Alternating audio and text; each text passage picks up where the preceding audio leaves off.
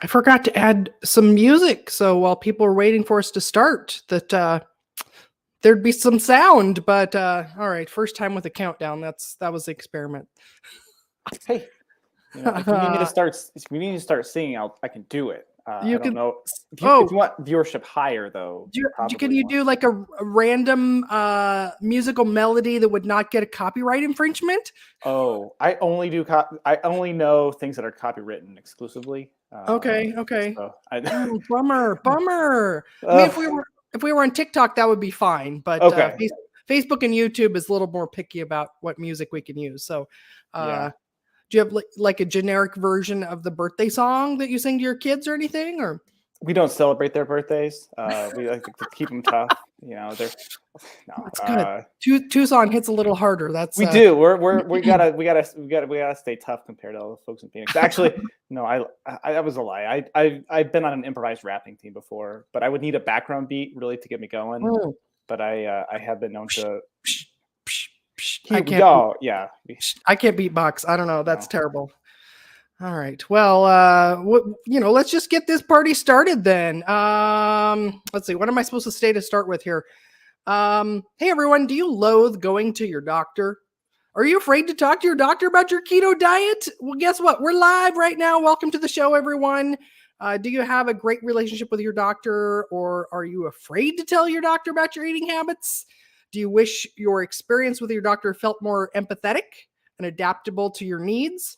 Well, guess what? This episode is for you. I've got a very special guest today, Cory Jenks. He's a clinical pharmacist and improv comedian. He's teaching healthcare professionals how to apply the valuable skills of improv comedy to create a more adaptable, empathetic, and humanizing healthcare experience for both patients and providers. And also he is, dabbled in the keto diet a little bit. So you know what? He's kind of the perfect guest for us to have here today. So welcome everyone. If you're watching the show, go ahead and join the show. This is interactive. I'm going to recognize everyone who's commenting, and I can't see who you are until you actually comment. So please join the show. Welcome, Cory. Thank you. Oh my goodness, that is a lovely introduction. All of those glowing words, I hope are true, and I'm excited to intermesh the worlds that we share of comedy, keto, healthcare. Boy, oh boy, if you are afraid to talk to your doctor about keto, don't worry. You can talk to this pharmacist about keto Awesome. all day long. So That's so great. I'm a keto friendly pharmacist, if you can believe it. There are at least 3 of us that exist. I know. So. When you reached out to me on Instagram, and we chatted the first time, I was like, this doesn't seem real. Somebody who can prescribe medication that is helping people with lifestyle be able to maybe not need them. I was just like, all right, we need more of these people in the world. So well, let me do the official introduction. Welcome those of you that are watching live. Please join us. Let us know where you're watching from, and we'll welcome you to the show. I'm your host. This is the show, Keto Chat Live, everyone. I'm your host, Carole Freeman. I have a master's degree in nutrition and clinical health psychology. I'm a certified clinical hypnotherapist and board certified ketogenic nutrition specialist. Lots of words that don't really matter. I specialize in helping women 40 plus follow a keto diet for sustainable weight loss. That may be more interesting to you all. And Cory, are you ready to read our medical disclaimer? I tasked him with his improv skills to see how this goes. So yes. So medical disclaimer: this show is meant for educational and entertainment purposes only. It is not medical advice, nor intended to diagnose, prevent, treat, or cure any condition. If you have questions or concerns related to your specific medical condition, please contact Siri, Alexa, or the personal voice assistant of your choice. And seriously, please contact your personal healthcare professional. I love it. Since we're both credentialed, we have to be very careful. We're not, we're just here to entertain you all. Honestly, I use my credentials, my pharmacy license all day long. And so all I really want to do once the clock strikes 4 p.m. is to entertain. With edutainment, I think there is a level of edutainment that we can find here. Yeah. But yeah, this is a thrill. I love talking about low carb ketogenic approaches. Now I am a male under 40, so basically outside of your demographic. But I still think I might be able to offer a little something today. Yeah, so. We'll share your information. You can be outside of our bubble, but we let some smart guys in once in a while to share some information. So Thank you. That was a great. I love what you did with our medical disclaimer, and I'll capture that and replay it every time. So that was great. Good job. You have my verbal permission to do that. Please do. We'll if we need any further, then I'll get the transcript of the show and have you sign it legally then. So yes, happy to. Welcome, viewers. I can see we've got some people live joining us, so go ahead and give us a comment. Let us know where you're joining from. I actually have a quiz for our viewers as well, so I like to have something that's fun and engaging for people to try to guess along the way. So my quiz for today is guess how many chickens that Cory has, him and his family have. He sent it to me in his bio, just a fun little fact. He has some chickens, and so viewers, just start putting your guess in there. How many chickens do you think Cory has? Or actually, I could have said, like, do you think he even has chickens? But he has chickens. Guess how many he has. And can I be so bold to just say that the winner, whoever gets the number right, gets one of your chicken eggs? Yes, if they would like to come visit me in Tucson, I will gladly. They'll have to fight my 2 toddlers for it, but I will. I will hand over a chicken egg to them. You have one fresh farm Tucson, Arizona chicken egg. So I will say that medical disclaimer. I think I made it pretty clear how many chickens I had, so it's kind of an easy quiz. But that wasn't as good as the joke that I put in there. That wasn't as good as the joke I actually inserted into the disclaimer there. So look at this. Okay, so I'm wondering if actually in the description of the show it might have actually had this in there, but I don't know. Maybe Wendy's just super smart. Wendy Lopez guessed 10 chickens. Should I actually let's just wait to reveal it for a little while. So good guess, Wendy. We're not going to tell you whether you're right or wrong because I want more people to guess. So well, I will say that whatever you're thinking out there of how many chickens I have, I will say last month we did have a coyote incident. There has been a coyote. There was a coyote. Still have chickens. I still have enough to feed my wife and kids. So, but just take that into account. I live in Tucson. There are coyotes. Our coop is pretty good. I was giving them some free range time. I was outside and these coyotes. It was a wily coyote. It did not fear me. So there was a coyote incident. But you mentioned that you still have chickens and that to feed your wife and kids. Are you feeding your wife and kids to the coyotes? Is that what you're doing? Or I've tried. They are more interested in the chickens. Okay. No, the eggs from the chickens are enough to feed my wife and 2 growing toddlers. So grown toddlers. Yeah, that's what I call my ex-boyfriend, is a grown toddler. So yeah. I think my 1 and 3-year-old might eat more than your ex-boyfriend. They are hungry little boys. So I have a 26-year-old son, and I remember that time where they could eat me out of house and home. I always tell the story. Some of you may have heard it, where people are always surprised at how big of batches of food I cook. Mm-hmm. And it was because the one time when my son was 12 and I'd, cooked in the kitchen for, 20 or 30 minutes and made what I thought was like plenty of food. Now, keep in mind, we're coming from a family that we all blossom we're full grown very young. So at 12 years old, my son was 6'4", size 14 shoes. And so, it was a learning curve for mom to figure out how much to feed him. And so I'd cooked enough. I thought it was, this is plenty of food. And I filled a giant plate of food for him. He went out to the dining room to eat that. And I served up myself what was remaining. And by the time I just walked from the kitchen back to the dining room, he inhaled his entire plate of food and was, "What, is there more, Mom? I'm still hungry." And all that was left was what was my serving. And I was like, oh, this is the hard part of being a parent, is I have to decide, do I want to tell my son he has to go hungry, or do I want to not eat for tonight? And so I gave him my plate of food and I made myself something else. And I learned from then on, always cook 10 times more than you think you need, because you have a growing teenage child that's going to eat you out of house and home. So I can't imagine you have two children. Yeah. I mean, they're like, one's almost 4, one's 18 months, but they are, the 18-month-old will eat 3 eggs for breakfast. So it's amazing how much they can put away. Like, that tiny little body can eat as much as an adult. Yeah. Yeah. But I'm proud of him. He's got his dad's appetite. So it's all good. That's why we got chickens. We thought it'd be cheaper than trying to buy eggs just to feed them.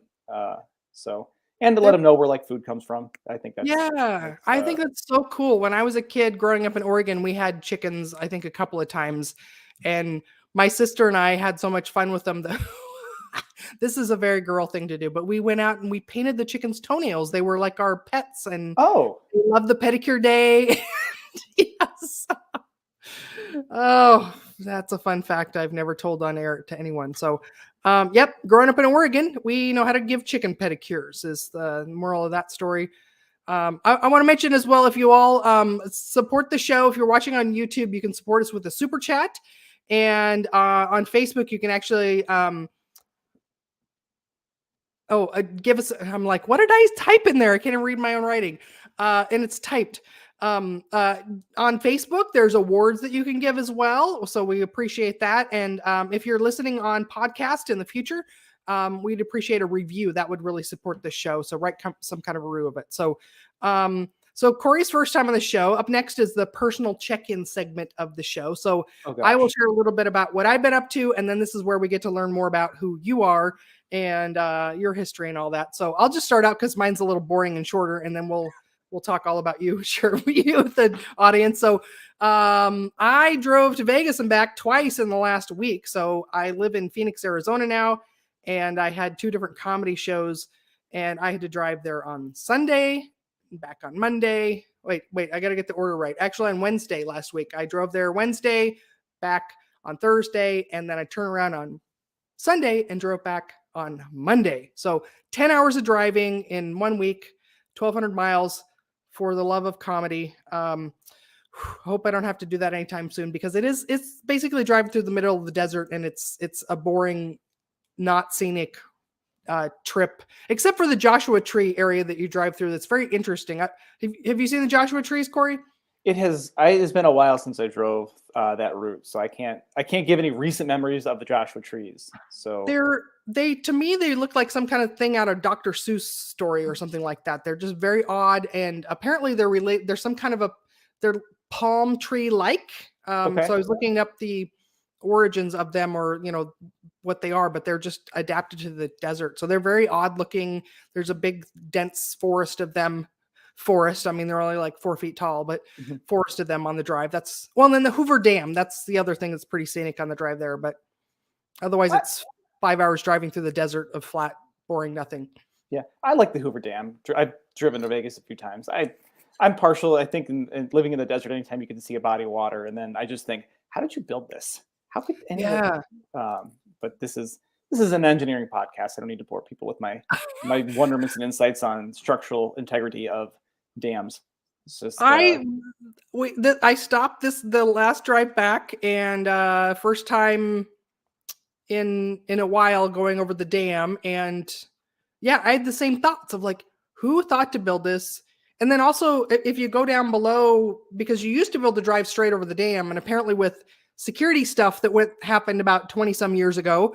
I won't mention specifics because I don't know what's being censored these days, but yeah, something that happened in 2001 in the United States that was pretty serious. They no longer wanted anybody driving across the dam. So now they built a whole new bridge that goes farther away, but you go down for the dam tour and you can look back up and see this giant bridge that they built. And looking at it from below is like, oh my gosh, we drive over that? It's massive. And I had the same thoughts, Cory, about like, who built that? Who knew how to build that? And, how did they know the first time that it was not going to just completely collapse when you drove over it? Like, just. Yeah. I don't think bridge tester is high on my next career choice list. I don't even like getting up on ladders around a house. So forget going over the bridge. So yeah. And then seeing the dam water, how far it's come down is pretty dramatic too. So the turbines are sticking out the top of the lake because we're using up all the water out here in the desert. So everyone's moving to Phoenix, Carole. Yeah. From rainy places like Seattle. Yes. We should have brought some of the water with us to fill up the. Wait, what's the name of the lake there? I think it's Lake Mead. Yes, that's it. All right. So, well, that's enough of my, boring drive through the desert talk. Let's talk about Cory. Oh, my favorite subject. Yeah, I've got a little bit of your bio that you said here, so I'll just share that, and then we'll just get into a little bit more of keto. So just to let you know, I'll just share a little bit about what you shared with me, except for how many chickens you have, because I still want people to guess that. Yeah. And Cory has a study we're going to talk about it as well too. And then I have some more in-depth questions for you as well. So hey, you all want to hear about Cory? Why the heck did I ask him on here? You want to know who he is? So Cory earned his doctorate of pharmacy degree from the University of South Carolina in 2011. And since then, he has practiced as a retail pharmacist, outpatient clinical pharmacist, and inpatient clinical pharmacist. We'll have to share with people what those are, because you know what? I think most people only know what retail pharmacist is. Like pretty much, yeah. That's all we see. Yeah, we're pharmacists are not good at publicizing what we do, so I can go in a little more detail about that. You guys are a little more like you're behind that counter back there, and if we have a question about our medication, you guys go, okay, what? Maybe not you, but some of them, yeah. Let's see, what else did he tell me? Currently practicing clinical pharmacist and improv comedian, and Cory travels the country teaching healthcare professionals how to apply the valuable skills of improv comedy to create a more adaptable, empathetic, and humanizing healthcare experiences for both patients and providers. This is the important stuff. Who doesn't want more of that? We all need that. Cory lives in Tucson, Arizona with his wife, Cassie, and their two grown toddler children and XXXXX number of chickens, mystery number of chickens that I am inviting everyone to guess how many chickens Cory has. So again, welcome to the show. Thank you for taking the time to be here. Yeah, definitely. No, it's a pleasure. It's an honor. I love getting a chance to share a little bit about keto, low carb, my little comedy background. You know, I'm happy to go into in depth of whatever is burning on your mind you want to know more about. I can fill in those blanks. Yeah. So tell me more. Let's see. Let's just do that. Let's talk about, so what's the difference between retail pharmacist, which probably most of us are familiar with. You walk into Walgreens, CVS, the guy behind the counter that's dispensing the medicine for us. Outpatient clinical pharmacist and inpatient clinical pharmacist. Can you share more about? Yeah, retail pharmacist, you pretty much nailed. It's your corner drugstore where you get your prescription from your doctor, you go, you get it filled. These pharmacists, I used to work at Target before it got bought out by CVS. And it's did you have to wear a red shirt even as a pharmacist? Yes, I did. I wore a red shirt and khakis. I was an intern there, and then I worked a little bit after graduation there as well as a pharmacist. And they have really hard jobs. So just a plea from as a pharmacist to those who, when you go get your prescription filled, I know it takes longer than you want. I know you're sick. They have really hard jobs. They're giving vaccinations. They're filling prescriptions. They're on the phone with insurance companies. There's people in drive-thrus honking their horns. It's a really hard job. I work at a federal facility, and I actually did what's called a pharmacy residency. A lot of people don't know pharmacists can do residencies, so I did. I did a general PJ1 residency, and when I finished, I worked as this outpatient clinical support pharmacist. And in this role, I was helping with prescription verification. So the doctor puts a prescription in, and sometimes, if you can believe it, doctors get things wrong, or they dose things incorrectly, or they're not paying attention to how someone's kidneys are working. Someone's got to double check that. I loathe being a nitpicker after 10 years of being a pharmacist. I'm like, I don't want to pick on people for being wrong, but I did a lot of that. I did prior authorization requests. So if you want a prescription that's not covered by an insurance, the doctor needs to justify why we need it. So I was going through the criteria, making sure that works. And then general patients come in with questions, and in our clinics, I could help fix that. Then an inpatient clinical pharmacist. So in the hospital, when you're admitted to the hospital, medicines don't just appear out of magic. The pharmacy in the hospital is filling them. They're verifying the orders. They're making sure, again, is everything good as far as how your kidney function is, your liver, based on your weight, is everything dosed correctly? And then we have these IVs going right into your body. There's no barrier. If you're getting an IV and it's messed up, there's nothing, there's no liver, there's no stomach, there's no kidneys to filter anything out. It's going right into your blood. So we're got to make sure everything looks good there. So if pharmacists show up to codes, when you hear like a code blue, someone's heart stops, pharmacists are there getting the medicines ready. I did not like any of this, by the way. I don't love the adrenaline. My wife was an ICU nurse where I met her. She loves the adrenaline. She lives for that, so that she was perfectly suited for that. So I went back, and now I work in what's called as an ambulatory care clinical pharmacist. And think of me as like a physician's assistant. So I function in a role where I quote, and we'll roll our eyes as keto people, where I say I manage chronic disease. And this is where my story sort of diverges, is as the clinical pharmacist, that you see the doctor say you have diabetes, blood pressure, we start you on a medicine. That's a typical thing. You come into my pharmacy clinic, I can independently adjust those medicines based on your blood sugars, blood pressures, and I do a number of different things: smoking cessation, cholesterol. We don't need to get into that controversial area as well with the S word class of medications. I won't go into that, but it's a really unique, cool role in that the prescription goes out with my name. Now, about the end of 2015, I found the low carb world through the magic of what you're listening to now, a podcast. And it just mention which one? Which one? So I was actually the Adam Carolla show. He had this guy on, Vinny Tortorich, who okay. Yeah, Vinny and his if anyone knows Vinny Tortorich, he was my gateway drug to low carb, and he had all these experts on, Ty Schultz, Gary Taubes, Jason Fung. Well, they all had books, and I hadn't totally transitioned in my pharmacy role. I was sitting around doing a lot of this, typing and verifying prescriptions, so I could pop the earbuds in and become an expert on something, or at least a wannabe expert. And so you listen to these podcasts, you read these books, and my wife and I were always very into fitness, health, so we always followed the general, eat low fat, count your calories, saturated fat bad, whole grains good. And at this time we were still young and dumb in our 20s, and so you could get away with a lot more. But I noticed, like, I was hungry all the time. And so 2016, we're like, this crazy low carb thing. And we've done like challenges before. We did like a vegetarian month. Which I called a peanut butter and cheese month. We didn't lose any weight, and it was just like, oh, we could do that. We did a no sugar month, and that was like, oh, this feels pretty good actually. So we just did the low carb thing. And then the things that was nice about it, we were already at a pretty healthy weight, but wasn't hungry. Pharmacists are generally kind of high strung people, kind of like mellowed out, much less anxious. That depression happens. Like, I haven't had issues with that since I've been low carb, and I just feel better. I just turned, not to insult your audience of over 40 women, but I just turned 35, so rounding the corner in the middle age, and you're getting there. Yeah. But I have the 2 young kids, and I can say confidently, and I feel more energetic and better than I did 10 years ago. Not that I was bad 10 years ago, but then now I'm in this world where I do my best to apply it to patients. Now I have to practice within my scope. But essentially, whenever I get someone with diabetes, I tell them, hey, we could reverse this, or we can give you lots of drugs. Which would you like to do? And now we all have our own struggles, our own journeys. It's not as simple as, yep, I'll just stop eating sugar and everything will be great. Like, there's the environmental factors. There's a number of things. And I work in a clinic it's a mental health primary care clinic. So everyone has underlying bipolar, depression, PTSD, a homeless clinic I work with as well. So like, someone is like, oh, well, I live at the convenience store. Well, we do the best we can. But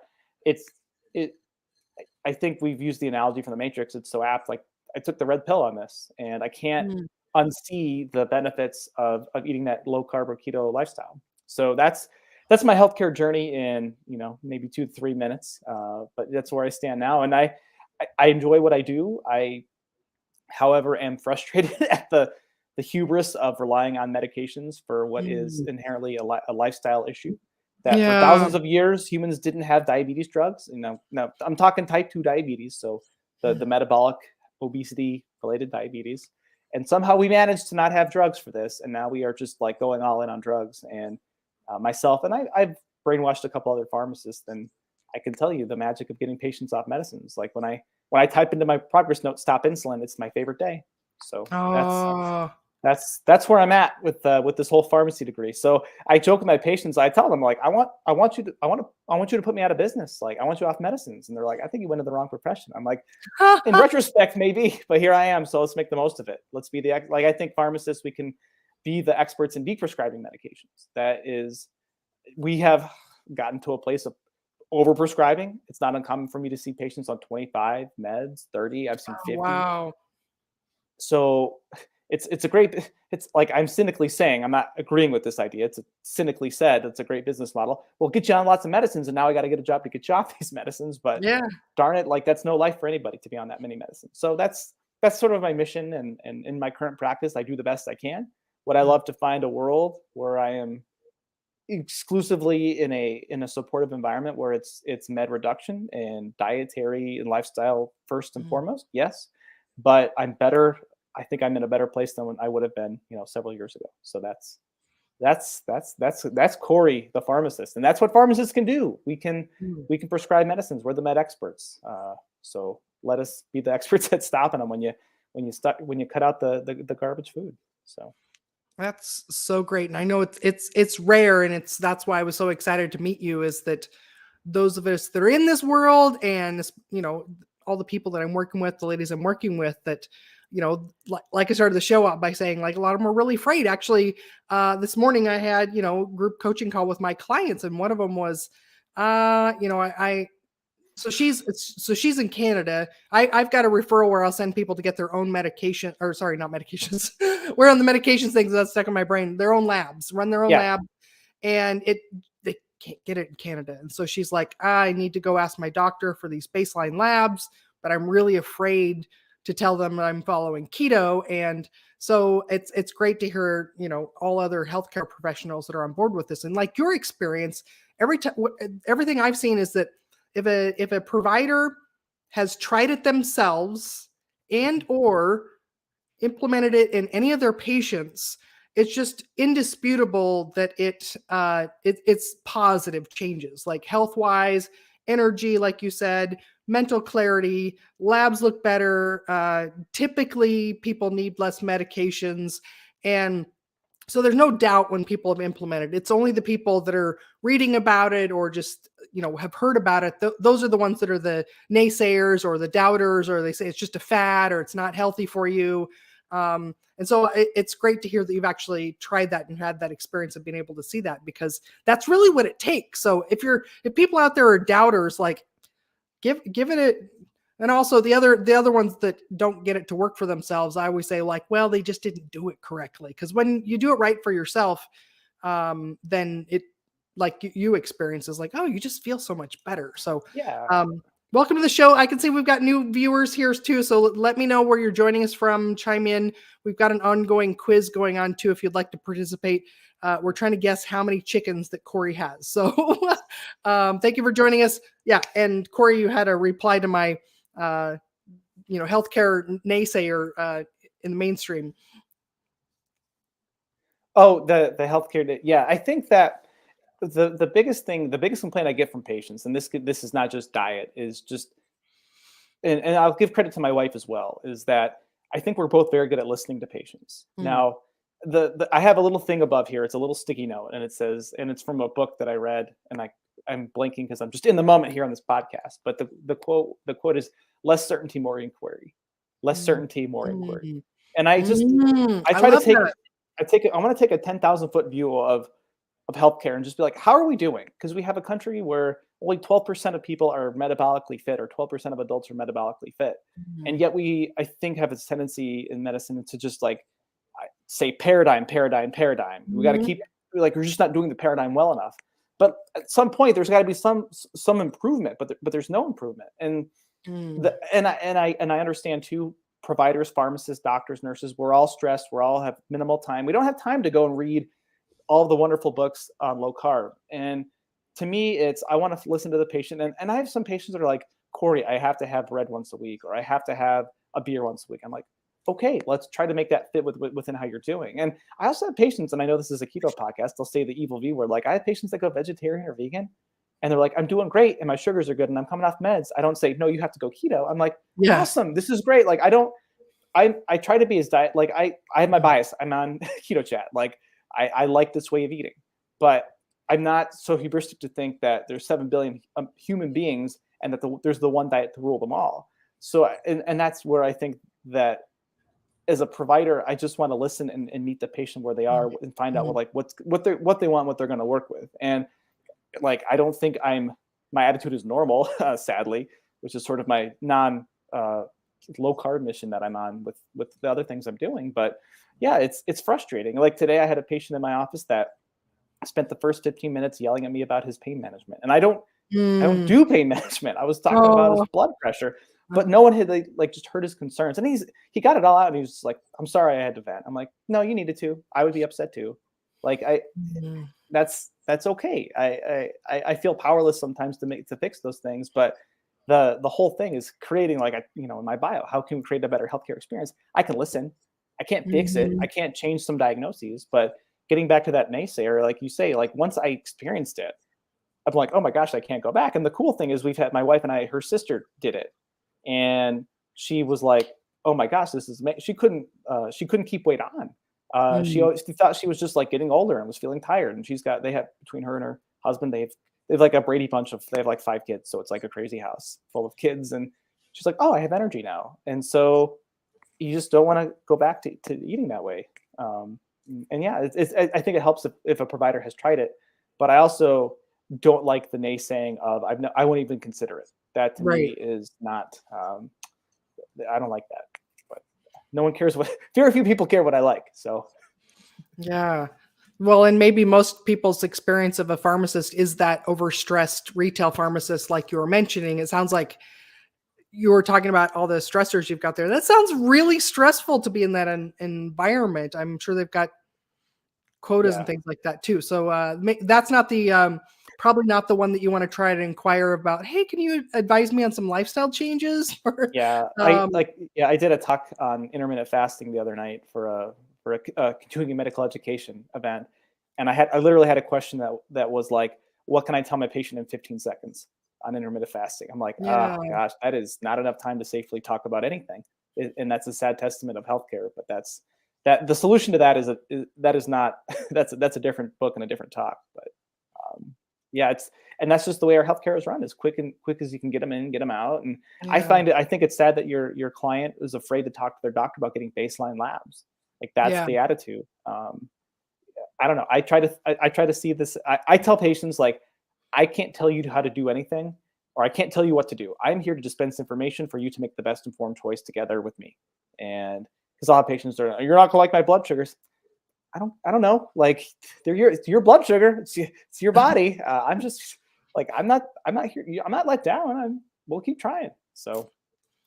Well, that's great, because that means you're not in a place of judgment. Like you're really, like you said, I love your phrase, less certainty, more inquiry. So just listening and questioning, and instead of just following, well, this is the protocol, we do this and we do this. It's how can I see this as a real person in front of me?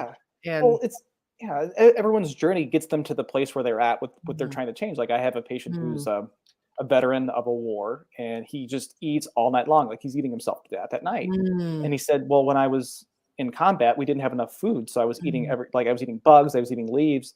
And so he always has that fear of going hungry. And so now you put him in our modern food environment and he can't stop eating at night. And so I can't judge that. Like it's easy to be like, oh, this guy is always eating at night. Like, why can't you just fix it? Because he's been conditioned over the last several years to be worried about that. So, and it's hard to individualize. I think it's key to individualize that, to understand like that background, but like all of our experiences add up to like where we are now and how we can approach our health. And so that's what I try to do with my patients. It's not always effective and easy, and we all have our own lifestyle circumstances, but I think we have to, as a provider, acknowledge that the challenges our patients face, they're not cases in a textbook. They're human beings in front of us. Yeah.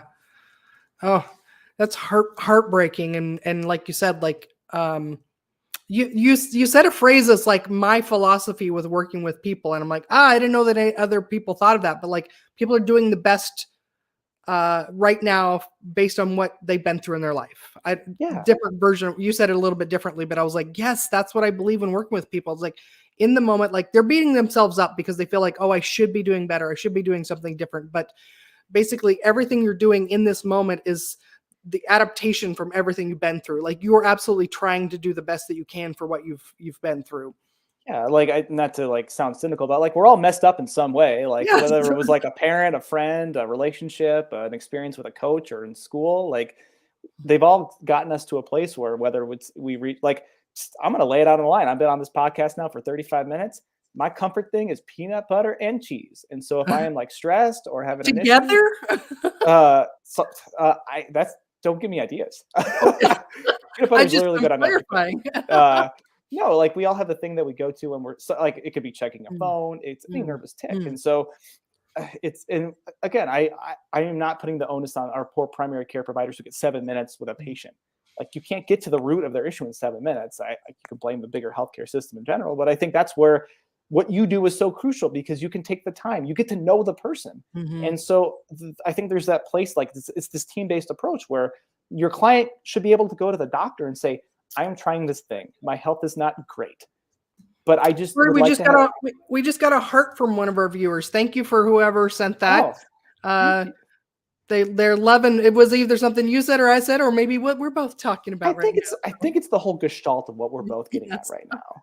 Or maybe it's my cat that's walking in my background right here. if I know me and how much love I get from people, it's probably your cat. So. Oh, thank you, viewers. We're glad that you're here. So if you'd like to join the show, the quiz we have going right now is guess how many chickens that Cory has. We will reveal it here shortly, but that's great. So one of the questions, or actually one of the things that I'll have people say, and I prefer working with people that want to do keto. I'm not here trying to convert anybody. Like you said, like whatever dietary approach that people want to take, especially if it's away from like standard American fast food and snack food, it's almost always going to result in an improvement in your health and your weight. So I'm here for the people that want to do keto. And so I'll get this comment sometimes from people when they find out what I do. They're like, oh, I have type 2 diabetes and my doctor said I can't do keto because I'm on insulin or I'm on all these medications, right? So I told you, I promised you that I was going to ask you this question about like, well, what do you say to those people that like their doctors told them that they have to keep eating carbs because they have diabetes and they need, have all these medications that they're on? Yeah, I forgot to bring my pillow to scream into. No, I literally had that happen with a patient of mine who was eating like I don't usually use the word keto with patients unless they're like, I was looking at this keto diet, and then I'm like, oh, tell me what you've learned. Yeah. But they're doing a little low carb thing and they're coming off their insulin. And whenever you go keto, if you're on medicines for blood sugar and blood pressure too, generally you're going to be able to come down off of them. And I had, and I'll just call out this certain profession, a dietitian who met with the patient. And we're like, oh, blood sugar's running low. Eat more carbs so that your sugars don't drop. I'm like, no, tell me, and I will cut down their doses of insulin more. So if you have type 2 diabetes and your doctor says, well, you're on these medicines, so if you do low carb, it's dangerous because you got to keep taking these medicines. Tell your doctor, oh, I want to be on less medicines. And so there are a number of different protocols and literature for how to safely reduce medicines with type 2 diabetes and blood pressure if you're eating a ketogenic diet. And so like the reason, like no one wants to like type 2 diabetes is not a lifetime sentence. Medicines for type 2 diabetes does not need to be a lifetime sentence. Now, the amount that you can come off, whatever it is, it depends how long you've had it, how severe it is. So I'm not saying like snap your fingers, you'll be off your medicines. However, if you are wanting to do a ketogenic diet and you're on medicines for type 2 diabetes, we just reduce your medicines. And it depends on the class of medicines. And I don't, unless we get some specific comment, and this is not medical advice, but depending on the class, if you missed my awesome disclaimer, talk to your doctor. Yes. But depending on the medicine you're on, we can just maybe cut the dose in half, completely stop the dose. Depending on where your sugars are when you start, maybe we don't even change your medicines just yet.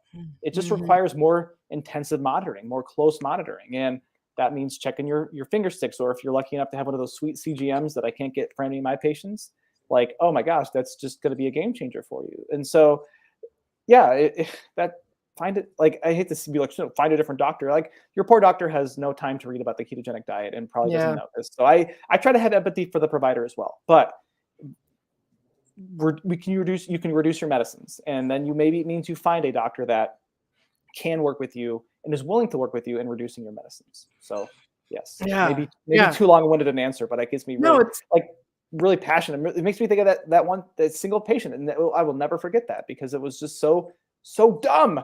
We could get you off these medicines, but eat more carbs to titrate up to your medicine dose. Yeah, like if you'd like to maintain your diabetes and keep on your medications, then you absolutely need to eat carbs, right?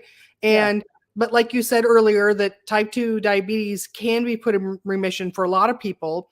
You don't have to have that as a life sentence, even though it's often because doctors don't see people. Like it's true that most people have a difficult time changing their diet and their lifestyle. And so doctors are used to people not getting off their medications. And so their norm is people have this diagnosis for the rest of their lives.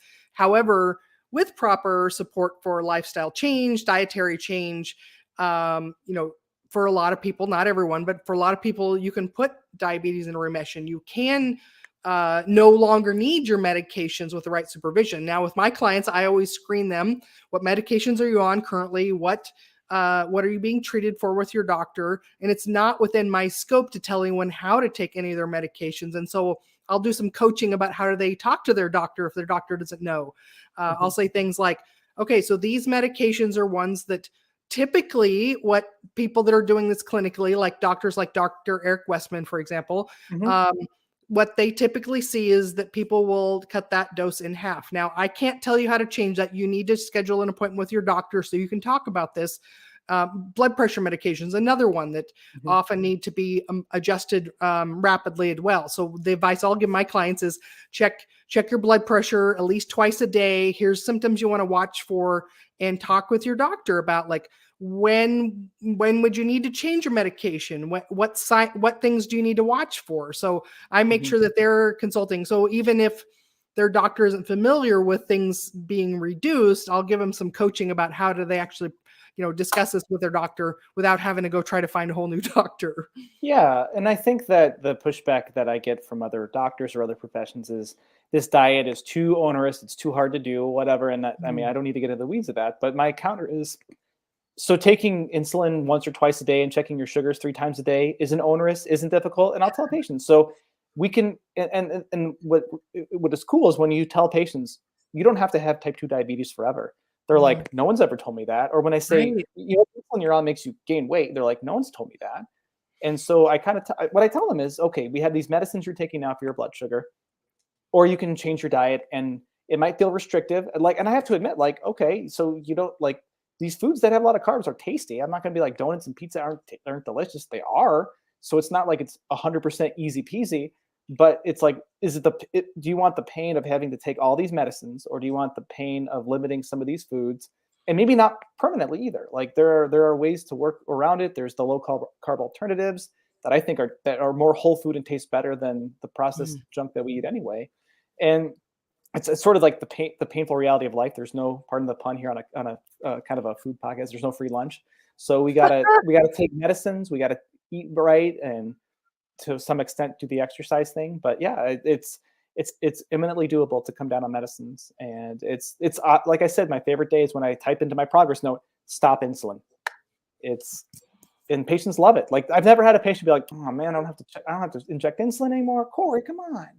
So, oh man, I can see my toes again, Cory, because they're losing weight. So I can tie my shoes with ease. So yeah, I don't get winded tying my shoes, right? I think this is the perfect time to talk about the article that you shared. Yeah.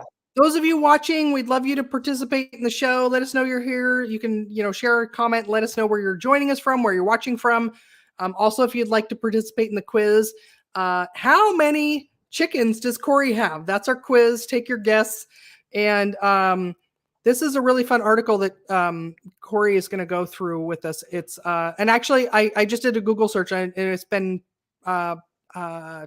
not posted, published in Nature Communications, nature.com. So the research article is a randomized controlled trial of pharmacist-led therapeutic carbohydrate and energy restriction in type 2 diabetes. So it fits perfectly with what we're chatting about. I'm going to go ahead and put a link to the article in the comments. Sometimes Facebook won't post it. Oh, it did. It went both of them. Okay, so actually it doesn't look like it's going in the group. So if you're watching from the Facebook group, you won't see the link, but it's on YouTube and on my Facebook business page. So also it'll be in the show notes. If you're listening on a podcast later, we'll put a link to this in the show notes as well too. So published in Nature. And so Cory, tell us about this. And this is so fun because I had no idea that pharmacists were leading these kind of interventions. So okay, so we had our little Canada issue earlier, and so this is actually a study out of Canada, because I think there's a little bit more with a nationalized health system. We're not going to debate the best way to pay for healthcare. That is not, won't go there. But that's the reality is Canada has what they have. We have what we have, and so with their nationalized healthcare system, they were able to incorporate. I actually talked to the second author on this study, Sean McKelvey, because I saw this. I was like, this is super cool. I'm a pharmacist. And so I had a chance to chat with them a little bit about it. But what was really cool, what they did is they got pharmacists in retail stores to help with some diet counseling. They did a low carb, and this was also energy restricted too. So I have to admit that and they used a kind of a meal supplement replacement as well in the intervention group. In the control group, they just got general advice. And their primary outcome was how many patients they could get off all their diabetes medicines. And this was 12 weeks, so relatively short. Think of the time it takes. If you've had diabetes for a number of years, things might not turn around right away after 3 months. But they had 35% of the patients in the intervention group got off all meds. 35, what? like a third of patients. Wait. This needs repeating. 35% just from the pharmacist giving them some education. This wasn't like, they were going to see a nutritionist every week, or they need mental health counseling. They needed a support group. Yeah. This was just pharmacist led, and I think they had health coaches as well. So it was sort of a team-based approach. But the reason that we had the pharmacists involved is we need that expert to help lower the medications and adjust and appropriately stop them. And so you had the pharmacist involvement, and you had improvements in A1C, BMI, blood pressure, all these other metabolic markers. But to me, being the pharmacist, talking low carb, kind of a unicorn. But this study was great because it's a randomized controlled trial. It was a small study. I think they had about 98 in the treatment group and 90 in the treatment as usual control group. And it just, to me, points out that the unfilled niche that pharmacists have. And so to all if there are any pharmacists watching and you work in retail, again, you have a hard job, and we want to expand what pharmacists can do. And I think this is a great opportunity for pharmacists to intervene and incorporate those lifestyle interventions and changes. And I have a small cohort of pharmacists I work with that I've kind of red pilled in the low carb world. And we love sharing our little stories on our Microsoft Teams of like, check out this patient, boom, off medicines, boom, stopped insulin, boom, did this. And now not every patient is a success story, and that's okay. But what one of my best friend that I work with back in 2016, 17, I got him onto the low carb world, and he had been practicing for 5 years. And he said, I got more patients off insulin and had their diabetes under control in the year following when I started discussing this than I had in the 5 years previously. Like, what we found is when we do quote disease state management with medications is we keep your blood sugars okay. Meds always escalate. Patients generally gain weight. And now there's some newer medicines that are better at being weight neutral and losing weight and helping with problems like cardiovascular outcomes versus just looking at the blood sugar numbers. But our patients weren't getting better. But this is a great example of not only is it feasible, but pharmacists can lead the charge in it. And so it's small, it's initial, it's from another country, but I don't got a lot, so I got to hold on to what I can. And so that's why this study really stood out to me.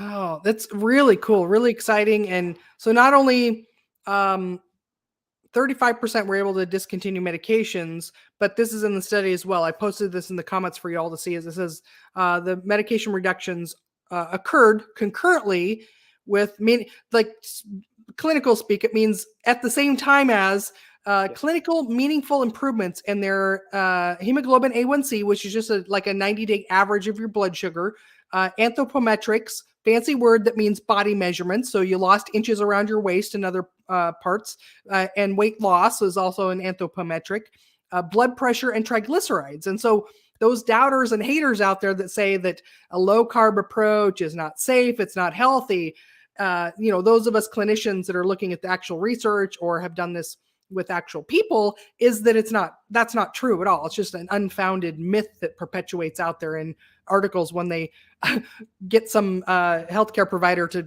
provide a quote about a keto diet or low carb diet. So really, really cool. But I'm gonna throw in a little, like, this would work in Canada, but maybe not so well in the US, is we've got different motives. The Cory, do you want to, I don't know if we want to go there, but what about, big pharma in the US and how much they really like insurance companies would love to hear this. Insurance companies would love to save money and not pay for medications for people. But what about I don't know. Do we even want to touch this subject? I don't want to get canceled.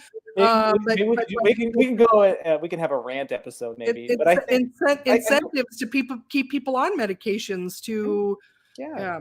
It's challenging, but I think that what we have to look at is the overall cost of someone who has, and again, this study specifically, I can't speak to your, everyone who's watching in your audience, but the cost of diabetes alone and it's not just the medicines for diabetes, it's the complications, foot amputations, heart attack, stroke, days at work loss. And I'm sure there's some sort of measure, but like quality of life loss, again, we talk about managing medications, checking blood sugars, disposing of syringes, like all of these things that you have to think about all the time. And so I do have a friend that's a pharmacist that is doing a keto clinic under we call it incident 2 billing as a pharmacist. So you work with the doctor, you bill the physician, and then the payment comes, but the pharmacist is making the intervention. And she is sort of the only other pharmacist I know that's doing this in the American healthcare system. So she's proving it's doable. It's hard. She's a bulldog and amazing. And I think she would actually be maybe a great guest for a show for you. I can tell you about her her another time. But it's doable, but it's hard. This system does not make it easy. This system makes it easy to be, and this is not a judgment of patients, but it's easy to be obese, medicated, and not really healthy. It incentivizes that. Our food environment incentivizes that. So we're fighting against a lot. But I think the beautiful thing is when people see the light and they make the changes and they feel so good, they're like, to hell with the way I've been doing it. Like, I'm gonna keep doing this. And then what my friend is seeing with insurers is like, oh crap, if we don't have to pay for days lost to work, we don't have to pay for hospitalizations, we don't have to pay for the obesity. Think of this, like knee replacements, hip replacements. How many of those? Because when you carry around an extra 25, 50, 100 pounds, like our joints get worn out more quickly. It's a reality. And so there are downstream health savings, but the problem is we are so focused like right now. And then if you have an incentive from like big, like pharmaceutical companies, I don't want to sound like he's a pharmacist, he likes big pharma. Like they do some good, but they also do some very highly frustrating things. I'll say that as politely as possible. And so we want medicines for when we need them, but we don't want to use them if we don't need them. And I think that when we adopt a ketogenic low carb lifestyle, we don't need as many dang medications. And that's a great thing for the patient, the human being that has to take them all. And I have no worries about insurance companies. They'll find a way to make money somewhere else. It's fine. Like the beautiful thing about our system and our market and the world we live in is that we adapt. And I see this world, we have all this like sick care. Well, what if people were all healthy and were fit? Well, then we have an economy of people going out and doing cool things that they weren't able to do before. So sorry, this took a turn for the philosophical and no, we need that. Like, you're right. Like these companies are going to pivot and find ways of making money, right? So like some of the companies that were into cigarette production, they saw the writing on the wall and they've diversified, and now they're in big junk food. And I look forward to the day where these big pharma and big food companies are investing in technologies that help us all be healthy, right? So maybe it's wearable devices for blood sugar regulation, right? Or wearable devices to manage stress and sleep, right? Like we can charge lots of money for all of those things in a way that we're keeping everybody actually healthy. And so I look forward to the day where it's like they're making their money off of that instead of actually on trying to keep us all not healthy. So I think there's diversify. Let's move towards the healthy environment, and like we're all much more productive in the world. We're working more, we're making more money, we have more money to spend on these optimizing our health devices and other things. So versus just instead of fighting being not sick, I see patients, and it makes me sad that like we're meant to thrive. Humans are meant to thrive and be active, vibrant beings, and we are not that right now as a population. And it's not to the fault of people. We respond to our cues and incentives as if we are addicted to food because some smart people create an addictive food. I don't blame the user as much as I do the people doing it that are creating it. But I think that you doing this show, you working with your clients, like it's small, but it's making a little dent, and that's what's really cool to see. People getting, what I see it is people getting their lives back. Yeah, People getting their absolutely. lives back. Quality of life, peace of mind, Yes. happiness of body. Yes. Totally. Cory, we didn't talk a little bit about your improv. Like, how did you get into improv? Because then I want to like roll that into the book that you've got coming out as well. So tell us a little bit about how you got into improv, how that influences the work you do. Well, I grew up watching The Simpsons, Saturday Night Live, back when you had to watch a show live. You show up the next day quoting it and stuff. So I always had this enjoyment of comedy. And in college, we actually had an improv group. I went to the University of South Carolina, went to a show, was blown away. And so naturally, I didn't join because I needed to focus on pharmacy. In retrospect, like, I could have done a little improv in college. And so I always had this little comedic itch burning. And I'm like, if you can tell, like, I'm not a normal pharmacist. I always enjoyed getting in front of people, giving our presentations in pharmacy school. I like making little jokes, next to people when I was in class. I wouldn't have been called the class clown. I was kind of like a stealthy, funny guy. But I finished pharmacy school, my residency, and I had all this time on my hands. And so my then girlfriend, now wife, said, "What do you want for your birthday?" And I was like, "Yeah, give me guitar lessons or an improv class. I'm always interested in that." And so I took the improv class back in 2013. Just kept taking classes, little theater here in Tucson Improv Movement, started performing, and then ended up teaching and coaching, ran our comedy school for a while. And so I really, it transformed my experience as a pharmacist. The same skills that I do on an improv stage are listening, communication, teamwork, putting your ego aside, fostering curiosity, all things that healthcare sorely lacks. But I realized I stopped being like nervous when patients would ask me weird questions or stuff off the wall. It became a game. It's more of a game than something that was terrifying to me. What's the game of the scene, right? The game of the scene, yes, in the inside lingo here. And then I live in Tucson. I'm happy here. And then we had our first kid in 2018. And as much as I enjoyed performing to crowds of 10 to 15 people for free, it's hard being away from. I still love doing it. I don't care how many people are there. You get to, like, it's adults playing. We don't get to, there's not a lot of opportunities for that. So, and I realized I'm not moving to New York, LA, Chicago. I'm not pursuing comedy as a full-time profession. However, I realized, this blend of improv and healthcare, I think, is a really good niche to fill, because healthcare professionals kind of suck at talking to people. And so for the last few years, I've been going out and speaking and doing healthcare specific improv teaching to pharmacists, nurses, doctors, whoever will be willing to listen to this crazy pharmacist that does comedy. And so it's kind of culminated in a book that I have coming out next month, or if you're listening to this on a podcast, February of 2022, called Permission to Care: Building a Healthcare Culture That Thrives in Chaos. And so the whole idea is I take a lot of the lessons I've learned as an improviser and talk about how we can create that better healthcare experience by being better listeners, by being present, by taking these lessons from the improv stage and converting them over and applying them in the healthcare stage as well.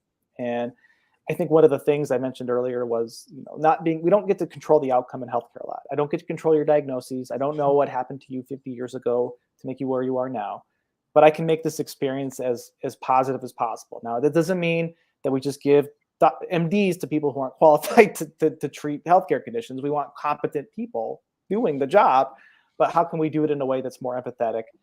Not just to patients, but I'll say this as a pharmacist, the turf wars, we call it turf wars, between different healthcare professions or within even different specialties within a profession can be maddening and frustrating. And the ultimate loser of those situations are the patients. And so I'm pretty excited. I've never written a book before. So now I have a book coming out to share with the world, maybe make healthcare suck a little, maybe make it suck a little bit less. We don't go to the doctor because we're feeling great usually, unless you're on the unless you're ketogenic and you're just crushing it with your life goals, But usually you're sick or you have something wrong, and how can you have a good experience even if you're having a crummy day? And I think that this is one little way of improving. I won't say fixing, improving our massively dysfunctional and irritating healthcare system. Yeah. Well, is this how people can find you? ImprovRx.com? Is that correct? Yeah, they can go there. They can go to CoryJenks.com, is the other side door into my website. And then my book is actually at permissiontocarebook.com. Okay, let me put that one on here. Permission to care.com. Permissiontocare.com. Permissiontocarebook.com. I'll share that with you in our chat here, so you can. I'm typing it in a banner here. There we go. Let's do that one. I'm trying to type care, and I spell Carole because that's just my fingers just do that. So permissiontocarebook.com is how you can find. So that's how you can find your book. Oh, I have to remember we have listener only. So permissiontocarebook.com, how you can find Cory's book. If you want to just know more about Cory in general, improvrx.com. You got it. That's the place to go. And from there you can get to all my socials and all the ways of getting at me. So. All the socials. You got your book linked on there too, right? Yes. Okay. Excellent. Well, let's see my notes here. What else was I going to ask you? Well, what anything else that you were hoping to share, or you were hoping I would ask you about? You hit everything and more that I was hoping to talk about tonight. We talked about the healthcare experience. We talked about my book. We talked about the Hoover Dam.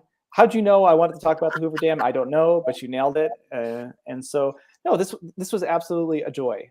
I don't get a chance to talk a lot about low carb and keto at work because it's not out of animosity or meanness. It's just a culture that is not as open to it. I have a few different people that I've caught their ears and done a few talks on informally, and so that's great. But to share with an enthusiastic audience is great, and then to talk a little about the comedy journey and talk about that. I think the thing we touched on and talked about was that patient experience and being listened to, being seen, heard, and understood as a patient and as a provider. I think are sorely lacking in healthcare, and especially for those of you doing keto.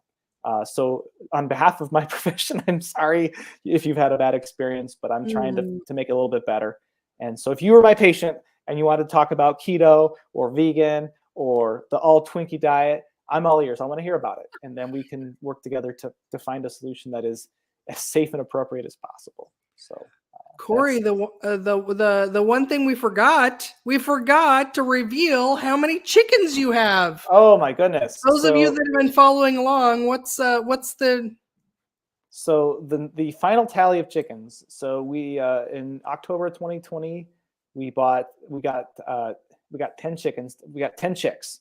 One of them had its wing bitten off, and we gave it to my sister-in-law, and she nursed it back to health. And Gimpy is a good layer for her today. So we had 9 chickens. And then my sister-in-law had a friend that was getting rid of chickens, and so we got 3 chickens. So we had 12 chickens. And then my in-laws lost all their chickens. I love the build-up. This is perfect. Oh, it's getting there. Yeah. And so we had 12 chickens, and then we gave them 2. I'm just like doing a lot of basic math, trying to teach my kids math. So then we had 12 chickens. This is like the nightmare story problem from middle school that we all had. The chickens were on a train leaving at 300 miles an hour, so then we had 10 chickens. And then last month we let them out, and the coyote took 2 of them. So we have now 8 chickens is the total number of chickens that we have. So Wendy was so close with her 10, and that's what you'd sent me in your bio. So I was like, wait, did we put this in the show description? So Wendy, you got really close guess. So Wendy, if you ever go visit Cory down in Tucson, you get 1 free homemade chicken egg. Honestly, you can have 2 eggs. Okay. She was willing to be the first guesser. You could have 2 eggs, and I won't even make you fight my sons for them. I will send them to their rooms. So that's been so awesome. Let's see. Well, I appreciate you being here so much, Cory. You're not going to be here, but do you want to know what we're going to talk about next episode? You can't see my seat, but I'm on the edge of it already. Oh my gosh, this is great. I'm going to be sharing how to lose weight without counting calories. So it's one of my magic tricks that I get to do with my clients. I don't have anyone counting calories. I have a way of doing keto, low carb, where you can actually just finally trust your appetite and eat in a way that you can not have to count calories, and you can trust your appetite. So I have clients that have lost over 80 pounds this way. And if you missed it a couple episodes ago, I did what we called our Successapalooza, and I had 3 people come on and share their weight loss journey. And at the very end, I teased that too. And I was like, do you guys count calories? And they're like, nope, not at all. So that's what I'm going to talk about in the next episode. Today we talked about creating more adaptable, empathetic, and humanizing healthcare experiences for both patients and providers with the one and only Cory Jenks, everyone. So let's give him a round of applause again. We've got, here it is. Yay. So if you want to check out more, if you want to connect with Cory, learn more about what he does, if you have an organization that you'd love to have him come and do an improv training, improvrx.com, and check out his book at permissiontocarebook.com. Anything else? Thank you so much for having me. This was like the highlight of my day. So thanks for letting me share my story and make some jokes with you. It's always fun to meet another comedian. Like the niche of comedy and low carb, it's small, but it's powerful, and it's us. So yes. Oh, if anyone watching this, if you're struggling with keto, I'm here to help. Visit my website. I think I have it on here somewhere. We don't even have here it is. Here it is, my own website, ketocarole.com. Carole has an E on the end. It's the fancy French spelling of Carole. So ketocarole.com. Support the show if you got something out of this. We'd love to see a super chat on YouTube. Give us an award on Facebook, or if you're just listening on your podcast app, we'd love to have a review. Let us know. That really helps us out. So remember, help us grow the show and we'll help you shrink. Thank you again to Cory for being here. Thank you. That's all for now. Let me put his website up here again. Get that book, everyone. permissiontocare.com. We'll see you all next time. Bye.